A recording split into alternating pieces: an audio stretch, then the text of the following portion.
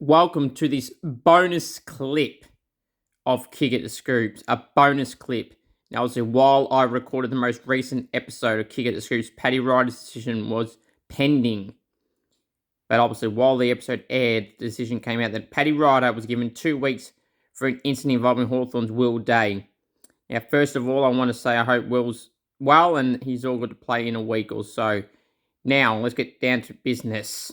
And I am very, very angry about this for one particular damn reason.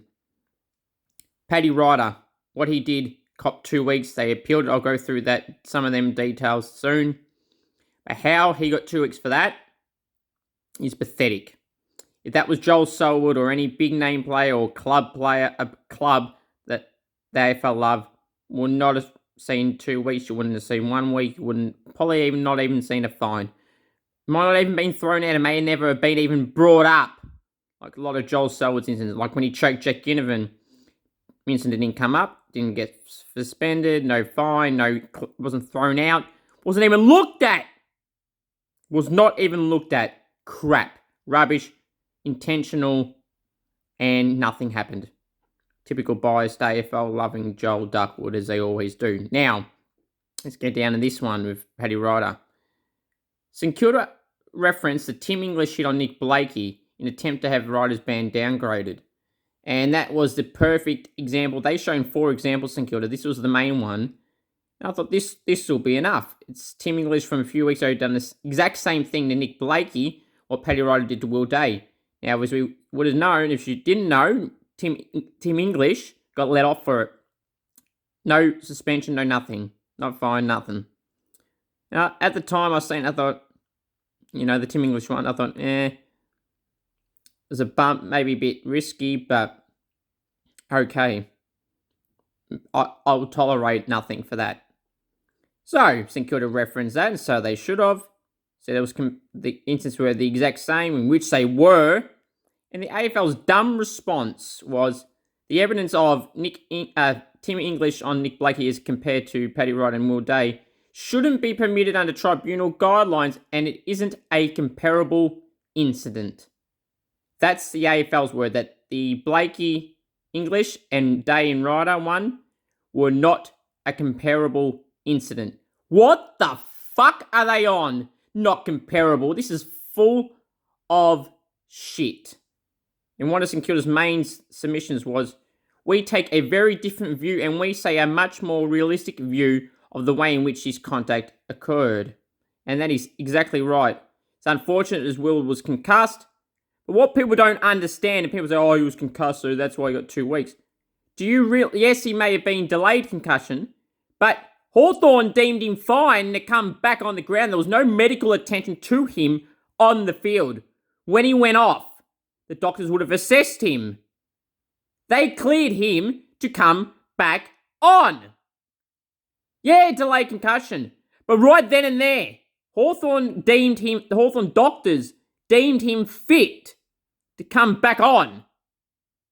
That's the part you don't understand, is he was deemed fit by Hawthorn to come back on. Yes, he came back on for a few minutes or however long it was and went straight back off and didn't come back. That's not St Kilda's problem. And St Kilda was saying some form of the lines of they weren't taking it as serious, didn't think the incident was as serious because they let him back on. Exactly right. It is bias shown in the AFL. St Kilda seem to get a rough end with these type of incidents. And people go, if Jack Steele had done it, doesn't ever happen to Jack Steele or someone. No, I'd be saying the same damn thing. When Tim English done it, I thought, a bit risky, but whatever. Tim English, Paddy Ryder's incidents were both the exact same. It should not be the outcome. Now, people say, he was concussed, Day, and with delayed concussed, whatever, and Nick Blakey wasn't from Sydney with the English bump. Yeah, so what? So what? Seriously, it should not be what the outcome is.